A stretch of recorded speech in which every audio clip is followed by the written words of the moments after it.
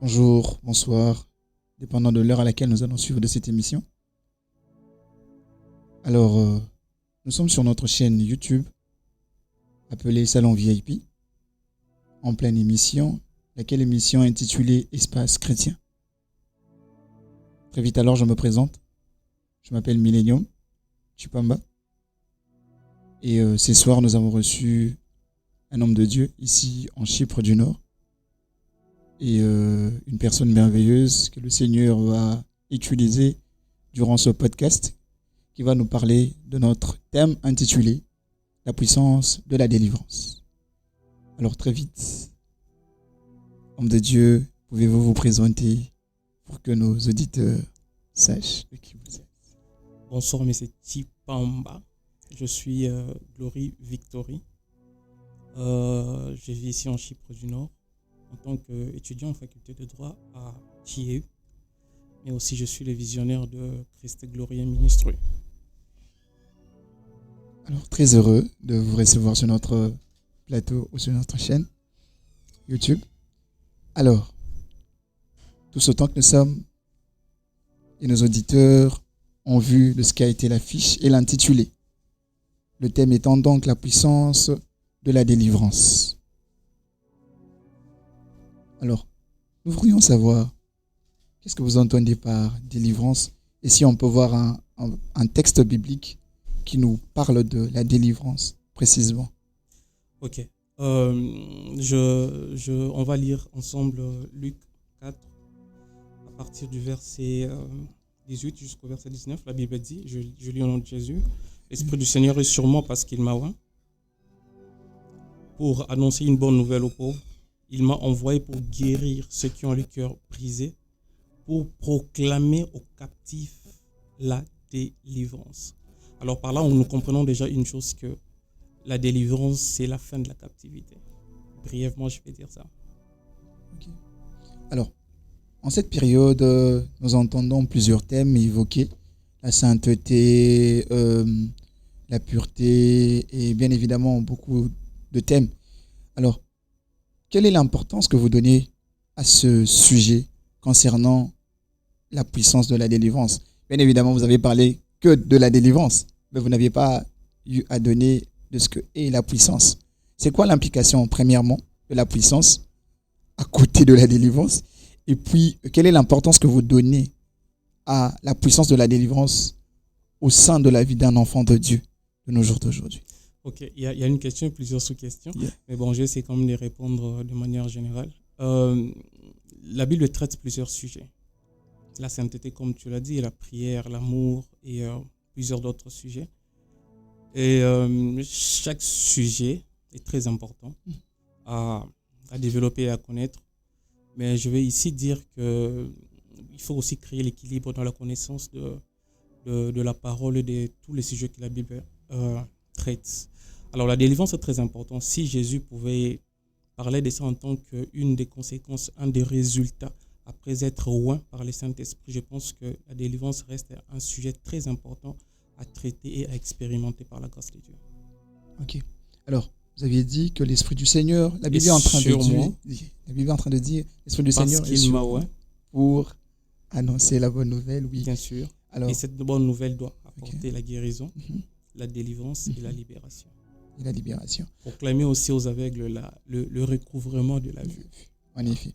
Et pensiez-vous qu'un enfant de Dieu qui dit délivrance voit la liberté, comme on peut aussi le sous-entendre selon le texte biblique est en train de le dire dans Luc? Alors, vous pensiez qu'un enfant de Dieu peut-il être captif? Oui, si on parle de la délivrance, c'est parce qu'il y a la captivité. Okay. Et Jésus disait, ne donnez pas accès au diable. Donc, ce qui veut dire, il arrive de fois, en tant qu'enfant de Dieu, par ignorance, par erreur, ou par manque de connaissances, qu'on se retrouve à un stade ou à un niveau où nous avons donné accès au diable dans notre vie. Et une fois qu'on donne accès au diable, il en profite et il nous possède de façon à ce qu'il nous garde captifs à ses intentions. Donc, c'est possible même pour un enfant de Dieu. Je dirais, je vais utiliser un terme assez universel, c'est possible qu'un chrétien soit captif du diable. Possible pour un chrétien d'être captif du diable. Ok. Alors, quelle est l'une des manières à partir de laquelle un enfant de Dieu peut tomber dans cette captivité? Je te l'ai dit, la Bible dit de ne pas donner accès au diable. Ok, Donc c'est lorsqu'on donne accès au diable qu'il prend le dessus sur nous. ok. De manière un peu plus pratique ou concrète, comment est-ce que quelqu'un, oui, je suis là, je Mhm. vis, et voilà, j'essaie d'être juste, mais il a toujours été que certaines personnes, par, je sais pas moi, une attitude quelconque qui n'a pas lésé quelqu'un, mais se retrouvent être liés, être captifs peut-être d'une sorte de malédiction familiale. Alors, Oui, voilà. alors là, je pense que je dois peut-être déjà commencer à aborder quelque chose de très important par rapport à ces thèmes, parce qu'il y a plusieurs types de captivité. Parce que il arrive des fois, parce que nous avons donné accès au diable, qu'on se retrouve captif. Mais aussi, il y a la captivité qu'on hérite, peut-être par le lien de sang. Il y a, il y a des conséquences que nous vivons souvent qui ne sont pas le résultat de nos actes ou de nos erreurs, mais on l'a hérité, par exemple, des parents, on l'a hérité du sang, on l'a hérité des manières héréditaires. Ok. Alors, quelle est cette personne qui est actrice de la délivrance dans la vie d'un chrétien?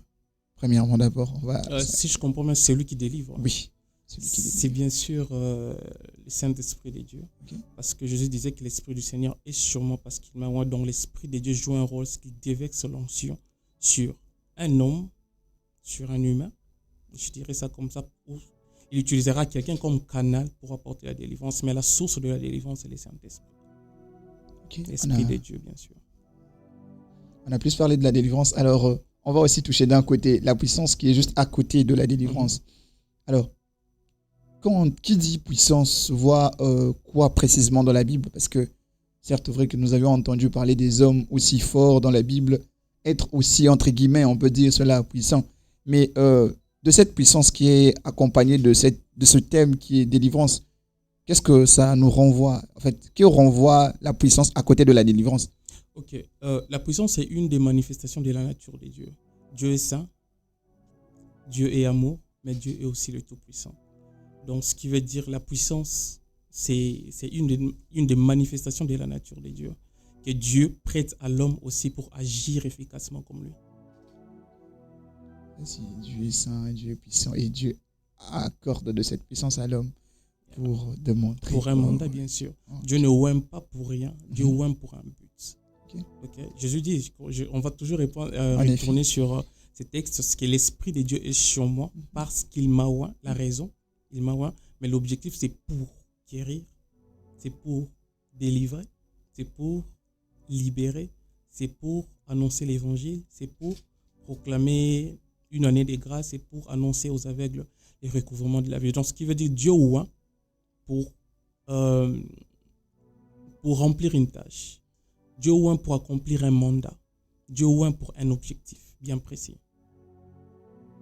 Donc, Dieu peut oindre aussi pour apporter la délivrance, Ok. plus Alors, particulièrement. la procédure pour une personne qui ne connaît pas Christ, pour qu'elle se voie être délivrée, qu'est-ce qu'elle peut faire? Ou d'après vous, quel est le chemin qu'il faudrait suivre pour connaître de la puissance de la délivrance dans la vie d'une personne qui ne connaît pas Jésus? On ne peut pas connaître la délivrance sans connaître Christ. Si l'esprit qui apporte la délivrance est le Saint-Esprit, alors il faut comprendre que la porte de la délivrance, c'est Jésus-Christ d'abord. Donc il faut d'abord connaître Christ. Et d'ailleurs, je dirais même c'est ça d'ailleurs le début, ou soit c'est ça d'ailleurs la délivrance au vrai sens du mot. Il faut d'abord connaître Christ, être racheté de son ancienne nature, être racheté du péché, devenir une nouvelle créature. Parce que c'est ça, je t'ai dit, la délivrance, c'est la fin de la captivité. Lorsque tu donnes ta vie à Jésus, tu deviens une nouvelle créature. Tu n'es plus sous l'emprise du diable, mais tu deviens automatiquement un enfant de Dieu. Est-ce que je me fais comprendre, j'espère? Oui. Donc, il n'y a pas de délivrance sans Christ. La délivrance commence avec Jésus, par l'œuvre de la croix. Il n'y a pas de délivrance sans Sans Christ. Christ, impossible. Ce qui veut dire de toutes ces personnes qui se retrouvent du côté de, certes vrai, étant délivrées financièrement, quelqu'un qui peut connaître du succès dans ses business, mais si du moment où elle n'a pas Christ, la personne, elle est captive quelque part. Qu'est-ce que tu appelles succès? Connaître les succès dans le business n'est pas signe de réussite. Ok. Euh, c'est quel aspect encore je peux toucher? Être marié n'est pas non plus une réussite. Tout ce qu'on fait en dehors de Christ ne peut pas être défini comme une réussite. Parce que l'homme commence réellement sa vie lorsqu'il donne sa vie à Jésus. Donc, La vie de l'homme commence dans la présence de Dieu. ok, si je comprends bien, tant que la personne n'a pas encore donné de sa vie à Christ, qu'importe le succès qu'elle peut connaître, qu'importe la réussite qu'elle peut avoir, mais en dehors de Christ, la personne, elle est toujours captive. Oui, parce que je vais t'expliquer une chose rapidement. Dieu dit à l'homme, à Adam bien sûr,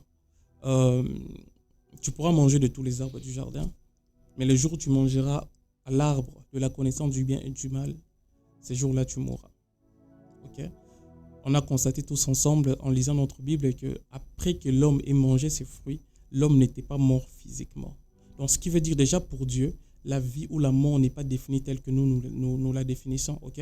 Ce qui veut dire pour Dieu, la vie c'est de vivre dans sa présence, et mourir c'est vivre en dehors de la présence de Dieu. Pourquoi? Parce que la chose que l'homme a commencé à perdre le jour où il a désobéi au commandement de Dieu, celui de ne pas manger à l'arbre de connaissance de bien et de mal, c'est que l'homme avait perdu son intimité. L'homme avait perdu sa capacité à communiquer avec Dieu. L'homme avait perdu sa capacité à vivre dans la présence de Dieu. Ok?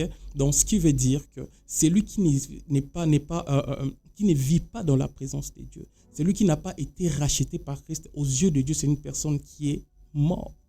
Donc, ce n'est pas quelqu'un qui existe. C'est quelqu'un qui existe, mais ce n'est pas quelqu'un qui est en train de vivre.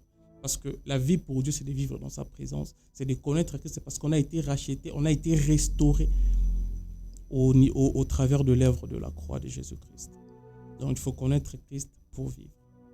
Tant que tu ne connais pas Christ, tu es mort, tu n'es pas encore en vie. Il faut connaître Christ. Yeah. Du moment où tu ne le connais pas, tu es toujours captif. Tu es captif, tu es mort. La mort est une captivité. Okay.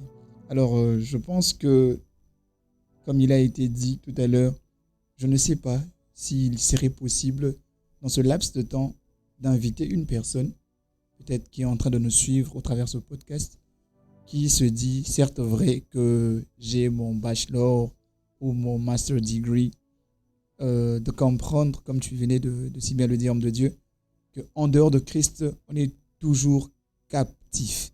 S'il serait possible d'inviter quelqu'un, de répéter de la prière, c'est là que le Saint-Esprit va te conduire.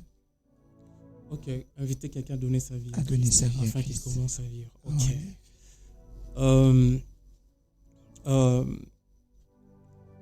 La Bible dit on va lire ça, je suis dans Jean 1. Jean 1, verset 12.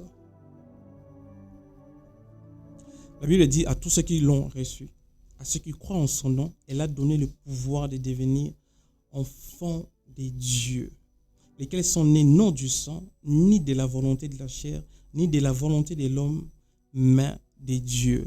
Alors, j'aimerais inviter quelqu'un qui est en train de m'écouter, parce que si nous donnons nos vies à Jésus, si nous nous soumettons à la volonté de Dieu, si aujourd'hui nous avons accepté de suivre Jésus, ce n'est pas d'abord pour les biens matériels, parce qu'il y a quelqu'un qui dira sûrement tout ce que vous cherchez dans la prière, moi j'en ai. J'ai l'argent, j'ai mes voitures. D'ailleurs, même nous entendons souvent des gens dire que j'ai tout ce qu'il faut.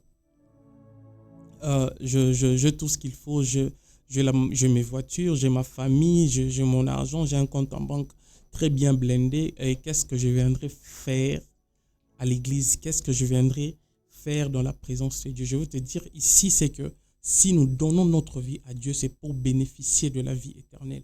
Parce qu'il y a une vie après la mort. Après la mort, il y a une vie. Après la mort, il y a deux destinations. Pour ceux qui ont connu Dieu, ils iront vivre l'éternité avec le Seigneur. Et pour ceux qui n'ont pas encore connu le Seigneur, Jésus-Christ, ils iront vivre en enfer dans le feu éternel. Alors moi, j'aimerais t'inviter, peu importe ce que tu possèdes, peu importe qui tu es, peu importe ce que tu as, que tu prennes la décision aujourd'hui d'assurer ton avenir après la mort, de donner ta vie à Jésus. Si tu es conscient de ces choses, si tu comprends très bien ce que je suis en train de dire, j'aimerais juste te demander à à faire cette prière avec moi, à répéter les mêmes mots selon que je suis en train de les dire, de les répéter avec moi et de dire, Seigneur Jésus, à partir d'aujourd'hui, je prends la décision de te donner ma vie, de te donner mon cœur, de remettre mes pensées entre tes mains.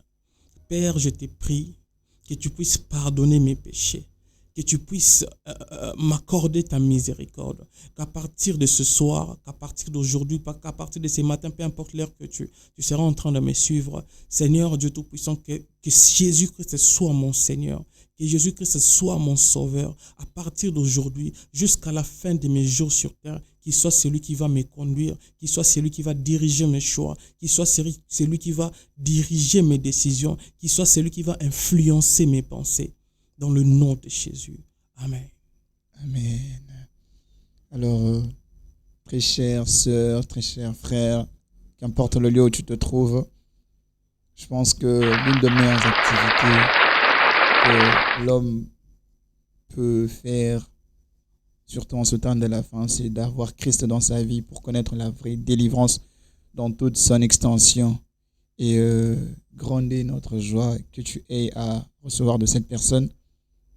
Et nous pensons que tu ne vas pas simplement t'arrêter à le recevoir dans ta vie, mais aussi à suivre Jésus afin de vivre l'effectivité de la délivrance dans ta vie. Et merci.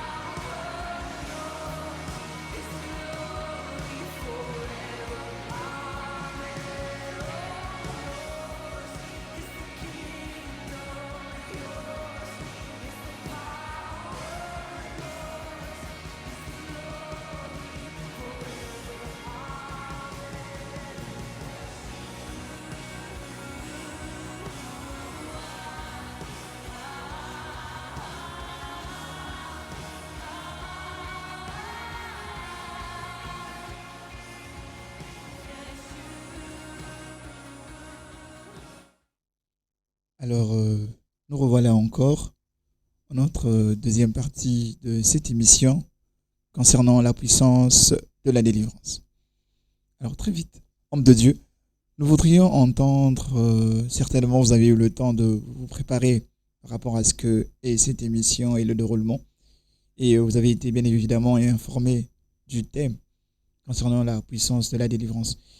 Est-ce qu'en 10 minutes ou 15 minutes, nous pourrions avoir un exposé quant à ce qui concerne la délivrance? Certainement, lors de la première partie, il y a ces choses qui n'ont pas été dites, que vous voudrez bien évidemment rajouter pour éclaircir quelqu'un de l'autre côté qui est en train de nous suivre sur ce sujet.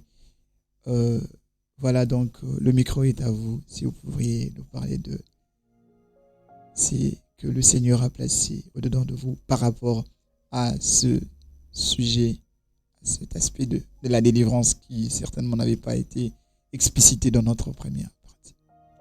Ok, alors d'entrée de jeu, je vais essayer de dire un truc rapidement. Parce que quand on parle de la délivrance, souvent les gens ont cette idée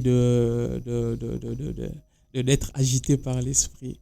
Alors que la délivrance, c'est bien au-delà de ça. Tu peux être délivré sans pour autant être agité. Parce qu'aujourd'hui, quand tu parles à quelqu'un de la délivrance, il y a toujours cette mauvaise conception de la chose, ou soit du sujet. Alors, Jésus nous a, la parole de Dieu, je dirais ça comme ça, nous a présenté aussi un tout premier secret concernant la délivrance, parce que la délivrance peut être traduite aussi par guérison. La délivrance peut être traduite aussi par être libéré. Et on peut également utiliser les verbes comme il faut, le verbe délivrer. Alors, la parole de Dieu est une chose très, très, très, très capitale. Si je ne m'abuse pas, c'est dans Jean 8, 32. La Bible dit, vous connaîtrez la vérité et la vérité vous affranchira. Et au-delà du fait qu'il faut croire en Jésus-Christ pour être libéré, pour sauver son âme de la mort, et un autre élément très, très, très capital concernant la délivrance, c'est aussi la connaissance. Parce que la connaissance te libère, la connaissance t'affranchit, comme la parole de Dieu dit, c'est un des tout premiers éléments concernant la délivrance. Mais cette connaissance que tu vas acquérir doit apporter en toi une très bonne conscience. Ok, la conscience, je parle de la conscience déjà comme étant le deuxième élément après la connaissance, parce que la connaissance doit réveiller ta conscience. Parce que la conscience, c'est la faculté de savoir distinguer les biens du mal. Ok, et la connaissance que tu auras, la connaissance que la parole de Dieu, que l'Esprit de Dieu va apporter en toi, doit réveiller ta conscience de façon à ce que tu saches comment distinguer les biens du mal. Je vous ai dit dans la première partie de l'émission que la parole de Dieu nous enseigne de ne pas donner accès au diable. Pourquoi? Parce que quelqu'un qui connaît, quelqu'un qui a une bonne conscience, sait comment éviter de faire le mal pour ne pas donner accès au diable. Et cette pleine conscience doit nous apporter ce troisième élément qu'on appelle la volonté. S'il s'est fait que par erreur, par mégarde, tu avais donné l'accès au diable, tu dois avoir maintenant la volonté de connaître ta délivrance. Parce que sans la volonté, une personne ne peut pas connaître sa délivrance. Tu peux bien beau prier, tu peux bien beau lire la Bible. Si tu n'as pas la volonté, de connaître, d'expérimenter la délivrance, tu ne pourras pas rendre cela réel. Et il y a un quatrième élément par rapport à la délivrance, c'est la décision. L'homme la Bible dit, j'ai mis devant toi la vie et la mort, c'est à toi de décider sur quel chemin suivre. Pourquoi? Parce que le monde dans lequel nous vivons, je parle du monde spirituel en tant que chrétien, parce que c'est un monde de décision, c'est un monde de choix. Tu dois décider sur quelle voie suivre. Tu dois décider sur ce qui doit être réel pour toi. Tu dois décider sur ta délivrance. Après avoir eu la connaissance, c'est ta conscience qui doit être réveillée. Après que ta conscience ait été réveillée, il faut que tu aies la volonté d'expérimenter la délivrance. Mais après avoir la volonté d'expérimenter la délivrance, tu dois te décider quant à ce. Mais aussi, il y a un troisième élément, peut-être plutôt un tout dernier élément, quatrième, cinquième, qui peut être utile pour des cas très exceptionnels, c'est la confession. Okay? C'est quand tu veux expérimenter la guérison sur des choses que tu as expérimentées dans les secrets, Dieu t'exigera à ce que tu puisses confesser tes péchés que tu puisses confesser de tes erreurs avant d'expérimenter la puissance de la délivrance. Alors, je vais essayer de vous dire, de vous parler de 3 ou 2 peut-être types de délivrance que, en tant qu'humains, nous devons expérimenter. Je ne parle pas d'abord des chrétiens, je parle d'abord de l'homme, bien que je vais quand même essayer de mélanger, parce que je vais parler des captivités, donc ce qui veut dire des possessions. Ce qui veut dire, il arrive des fois que les hommes soient possédés par des esprits. Et par là, j'ai eu à connaître ou soit à détecter 2 types de possessions. Et c'est la première, je vais ici parler de la possession consciente. Là, quand je parle de la possession consciente, je suis en train de parler par exemple, je donne un exemple très simple, je parle de la sorcellerie par exemple. Je suis en train de parler de la magie, je suis en train de parler de l'occultisme. C'est quand quelqu'un consciemment, je ne dis pas volontairement, parce qu'on peut se retrouver sorcier sans sa propre volonté. Il y a des enfants qui ont été ensorcelés pendant qu'ils n'avaient pas encore la volonté de décider sur leur sort. Donc, ce qui veut dire de manière involontaire, l'enfant a été initié dans ces mondes, dans ces secteurs-là spirituels. Donc, ce qui veut dire, au moins, en grandissant, ou soit en expérimentant certaines choses dans le monde spirituel de cette possession, quelqu'un est conscient de ce qu'il est réellement. Okay? Donc, quand on est sorcier, on sait qu'on est sorcier.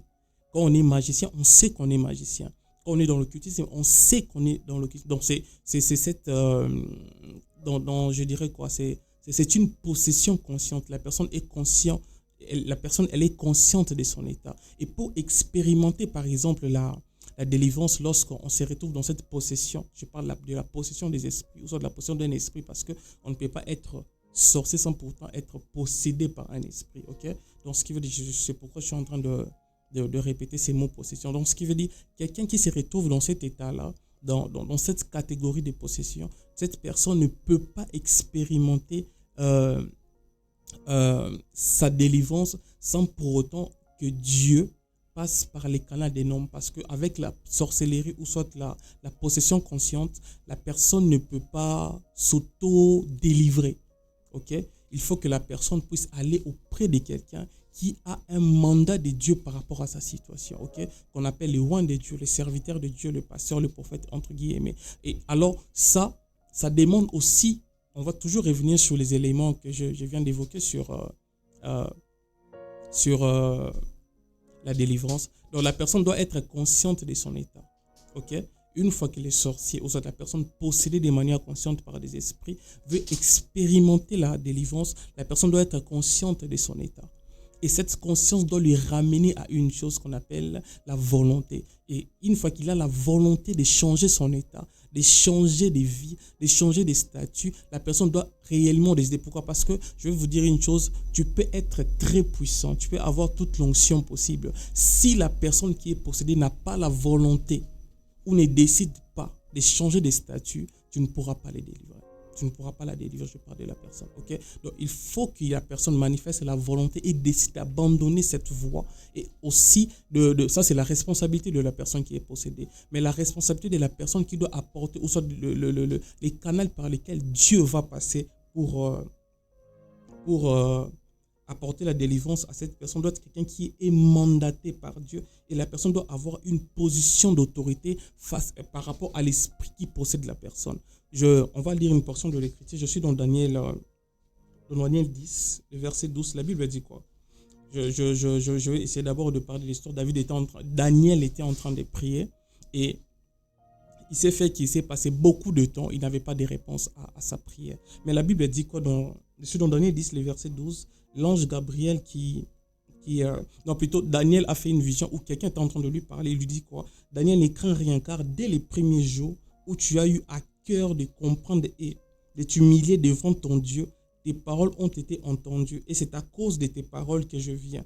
Et le verset 13 de la Bible dit, le chef du royaume des Perses m'a résisté 21 jours. Mais voici Michaël, un des principaux chefs, est venu à mon secours et je suis demeuré là auprès du roi des Perses. Donc il est resté, je parle de l'ange Gabriel, l'ange envoyé par Dieu, a été bloqué par le roi des Perses. Donc ce qui veut dire, je veux dire de façon universelle, donc des esprits au service du diable ont bloqué un ange qui vient qui ramenait un message de la part du Seigneur.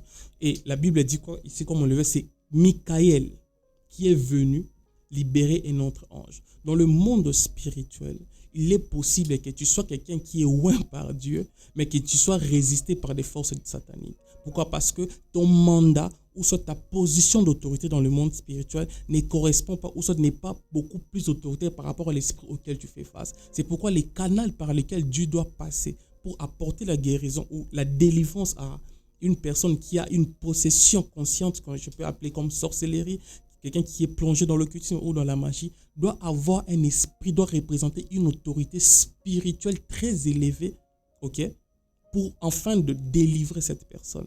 Parce que si ce n'est pas le cas, la personne ne pourra pas être délivrée. Et la Bible nous raconte dans Acte 19, on nous parle de comment les fils de Séva ont voulu défier un esprit, un démon que quelqu'un possédait en disant nous te parlons au nom de Jésus que Paul prêche. Mais quelle était la réponse des esprits? C'est que Paul, Jésus on connaît, Paul aussi on connaît, mais vous, qui êtes-vous? Pourquoi? Parce que lorsqu'on représente une autorité spirituelle, lorsqu'on est une autorité dans le monde des esprits, Dieu fait en sorte que les camps adverses de la spiritualité, donc les camps du diable, puissent aussi reconnaître qui tu es.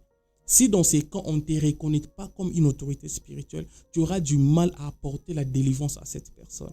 Et il y a une deuxième chose peut-être que je veux essayer de dire, peut-être que je l'ai déjà répété de manière rapide, c'est que la délivrance d'une telle envergure exige les mandats de Dieu et cette délivrance se déroule efficacement par direction divine.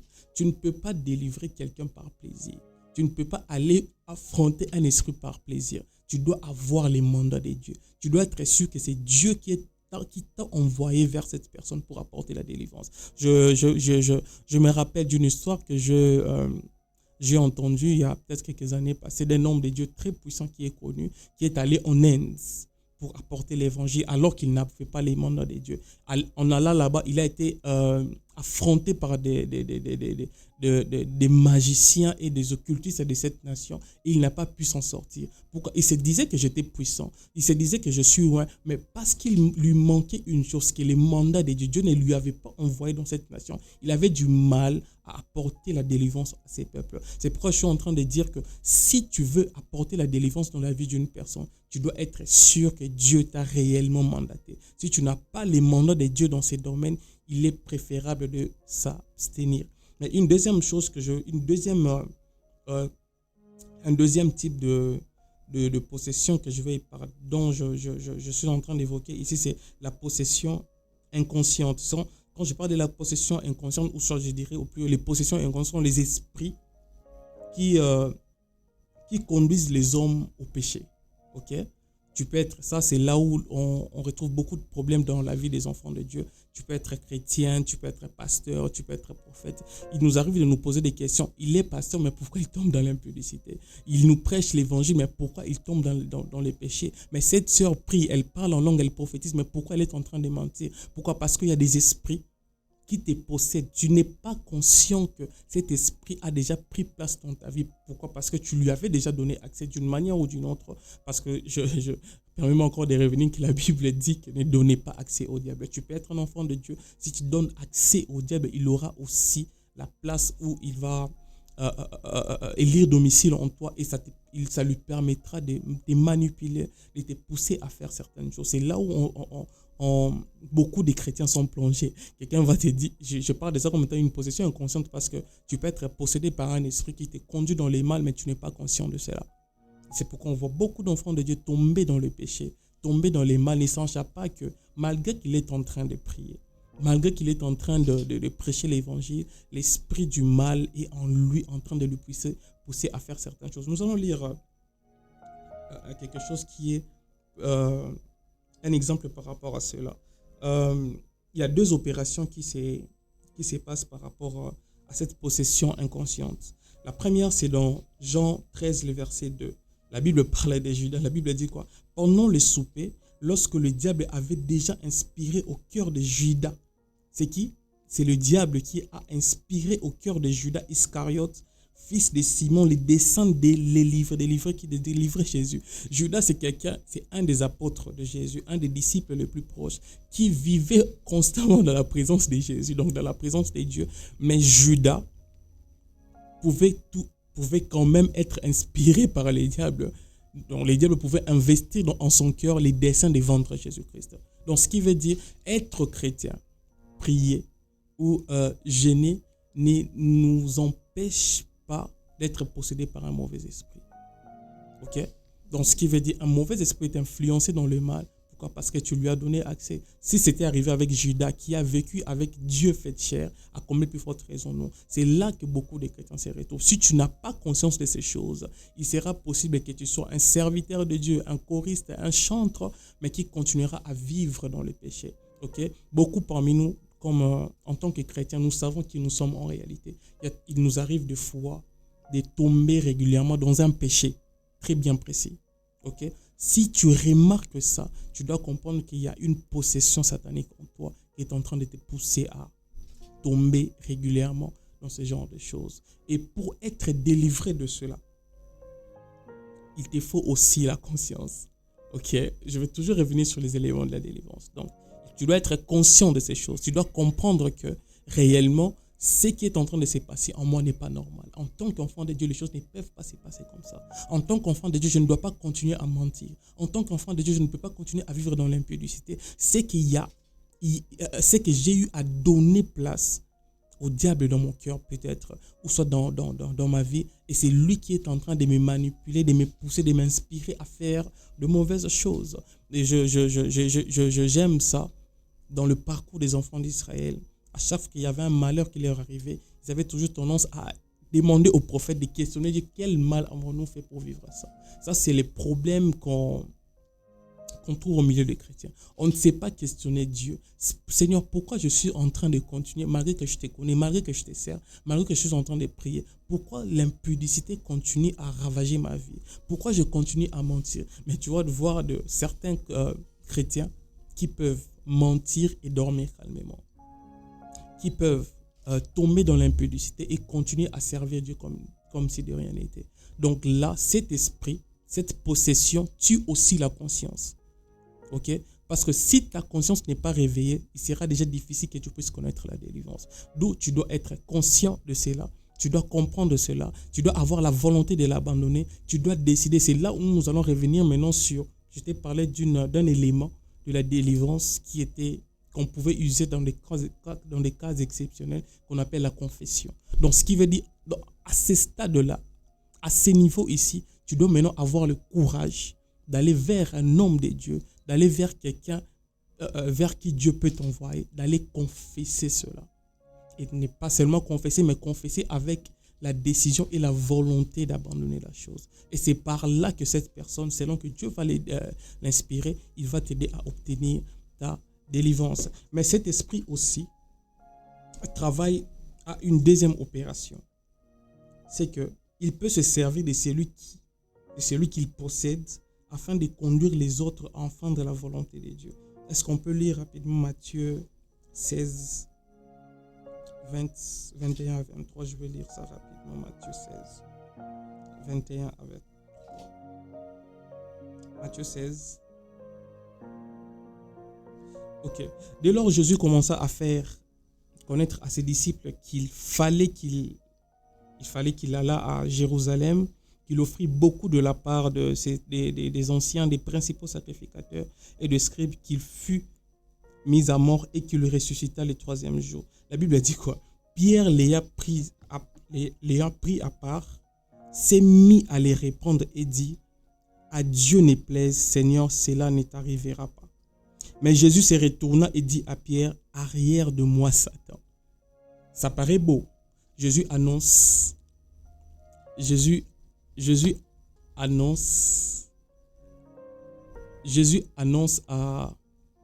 à ses disciples les plus proches qu'il devait partir à Jérusalem et devait mourir à la croix. Il annonce tout ce qui devait l'arriver. Mais Pierre était en train de lui faire comprendre que ça ne devait pas se faire comme ça. C'était un très bon conseil, n'est-ce pas?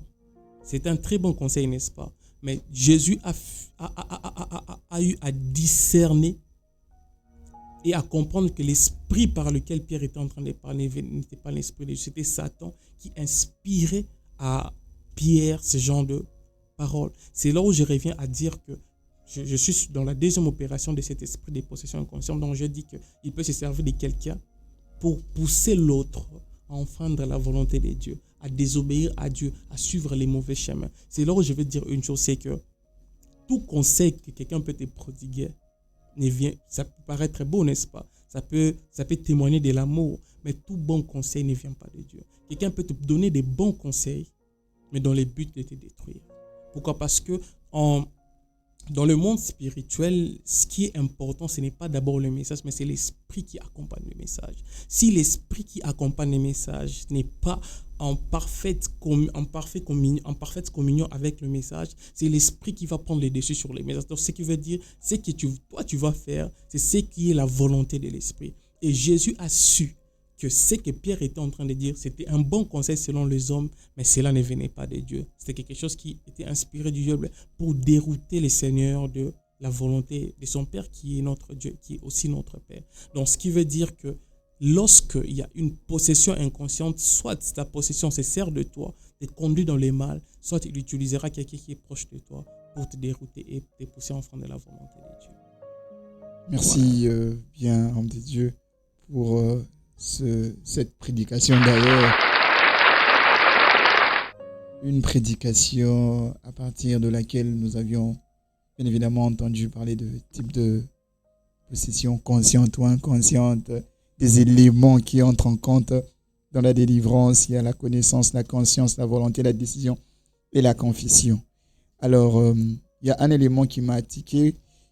Il a été question vous aviez dit, qu'on peut être chrétien, mais être sous une forme de possession.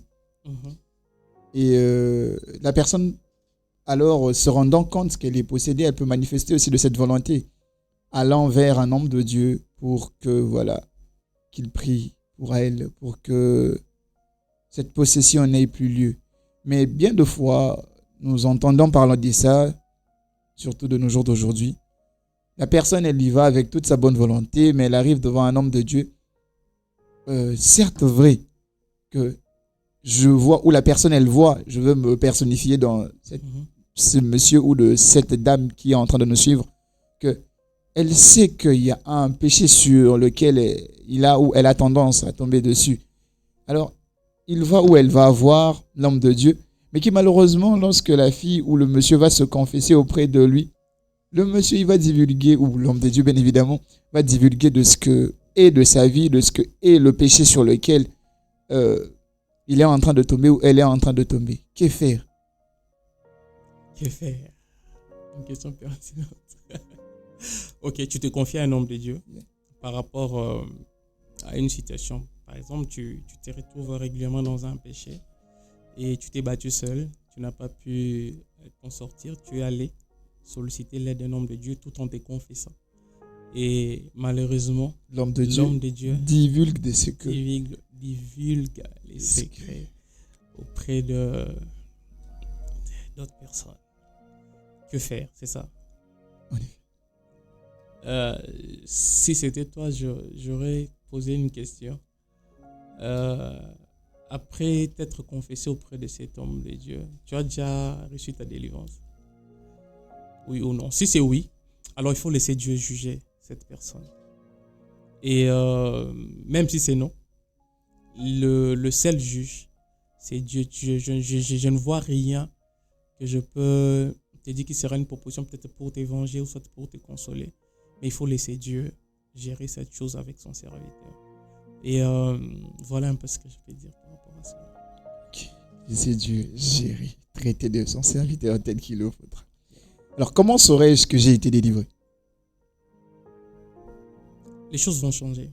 Si tu tombais dans le péché, les choses vont changer. Tu ne tomberas plus. Mais aussi, il faut savoir une chose. Si j'avais beaucoup de temps, j'allais aussi l'évoquer. C'est que j'allais parler de la délivrance parce que la délivrance s'est faite à 3 niveaux. L'âme, c'est lorsqu'on donne notre vie à Jésus-Christ. La délivrance est faite au niveau de l'esprit. La délivrance est faite aussi au niveau du corps. Mais souvent, quand je parle de la délivrance du corps, c'est la délivrance, c'est la délivrance je ne sais pas si je dois dire psychologique ou soit d'habitude. Donc déjà, ton corps était habitué, par exemple, je prends l'exemple de la masturbation. Ok? Tu savais déjà. Donc c'était comme programmé, chaque jour, à 18h, tu t'es masturbé. Ok? Tu peux recevoir ta délivrance. C'est pourquoi j'ai parlé de la volonté et de la décision. Ok? Tu peux recevoir ta délivrance, mais ton corps était déjà habitué à cet exercice-là à une heure très bien précise. Ok? Et alors, arrivé à cette heure, il est probable que ton cerveau, te rappelle tes habitudes. Ok? Il est probable que ton cerveau te rappelle tes habitudes. Alors, c'est à toi maintenant, ok, de savoir comment te décider pour ne plus tomber dans ça. De prendre des mesures assez simples qui vont te permettre de ne plus revenir dans la chose. Parce que des fois, on a déjà été délivré. On se retrouve souvent dans les pièges d'habitude, quoi. Tu es déjà habitué à faire la chose et ton cerveau, à chaque fois qu'il arrivait le moment où il fallait faire ça, ton cerveau risque de te rappeler et tu risquerais de croire que tu n'as pas été délivré. Alors, comme quelle pratique je peux, ou la personne qui autrefois a été possédée, Mhm. peut-elle se livrer de façon à ce que, peu à peu, qu'il y ait une forme de changement quant à ce qu'a été sa façon de faire les choses dans le passé, pour que, bien évidemment, qu'elle vive de l'effectivité de cette délivrance. Le monde spirituel n'aime pas les vides. Il y a une histoire dans la Bible où, lorsque Jésus dit à quelqu'un, euh, je paraphrase, je le dis comme ça, c'est que lorsque quelqu'un est délivré, ok, cet esprit qui est sorti de la personne reviendra pour voir s'il y a encore de possibilité de revenir dans le corps de la personne. S'il voit qu'il y a possibilité de revenir dans le corps de la personne, il prend cet autre esprit pour venir et le cas de la personne va encore s'empirer. Alors la chose à faire, c'est quoi? C'est de combler ces vides par la puissance de Dieu. C'est de combler ces vides par la présence de Dieu. Et cela c'est fait par la prière. Cela s'est fait par la prière. Alors, j'aimerais, à partir de ce que est cette dernière phrase, par la puissance de la prière, toujours au travers de la prière, si, homme de Dieu, tu peux prier avec quelqu'un de l'autre côté, qui est certes vrai chrétien, mais qui est en train ou qui continue de tomber sur cette pratique, cette vie-là, qu'il veut bien laisser, ce péché-là qu'il veut certes vrai bien laisser, mais qui lui semble si difficile. Si, homme de Dieu, tu peux prendre de ce temps où nous avions eu à parler de la possession consciente pour prier pour ce frère ou cette sœur qui tient à abandonner de cette vie. Ok, comme je l'ai dit, cela nécessite d'abord, premièrement, que la personne puisse reconnaître son état, avoir la connaissance de ce qu'elle est, d'où elle se trouve, et deuxièmement, d'avoir la conscience qu'elle est réellement en train de vivre sa vie dans le mal, et troisièmement, d'avoir la volonté d'abandonner cette vie, et quatrièmement, il doit décider finalement que les choses doivent changer. Et si la personne remplit ces quatre critères, je m'aurais déjà prié pour elle. Je dis, Seigneur Jésus, j'ai prié pour cette personne qui est en train de m'écouter. J'ai prié pour cette personne sous les sons de ma voix. Dans le nom tout-puissant de Jésus. J'ai prié dans le nom tout-puissant de Jésus. Que les dieux du ciel, les dieux qui nous a oints, les dieux qui m'ont oint, puissent te sortir de cette situation. Que les dieux tout-puissants que nous servons puissent te sortir de cette situation qui dérange ton évolution spirituelle, qui dérange ta marche avec le Seigneur. Je prie en tant que serviteur de Dieu. L'Esprit du Seigneur est sûrement parce qu'il m'a oint pour guérir, pour délivrer et pour libérer. Je te libère de cette captivité. Je te libère de cette main noire de l'ennemi qui est sur toi. Je te libère de cet esprit qui te conduit encore dans le mal et dans le péché. Et dans le nom tout-puissant de Jésus, que toutes choses changent en toi et que tu sois désormais libre. Dans le nom tout-puissant de Jésus, j'ai ainsi prié et je dis Amen. Amen. Alors, très heureux, très chers frères, sœurs, sache que tu as connu ta délivrance, sache que on venait d'entendre ici aussi lorsque tu ne parviens pas à te battre par rapport à ce péché-là seul pendant tes moments de prière, oui, tu peux aussi aller voir un homme de Dieu. Et comme avec nous ici, nous avons aussi un homme de Dieu, à partir de la prière qui a été faite, je crois certainement que tu as été délivré. Alors, toujours retenir que la délivrance dont nous sommes en train de parler, là, elle est très importante. C'est un sujet très nécessaire. Et une des meilleures façons d'être délivré, c'est en acceptant Christ dans sa vie. Automatiquement, nous sommes en train de connaître une délivrance.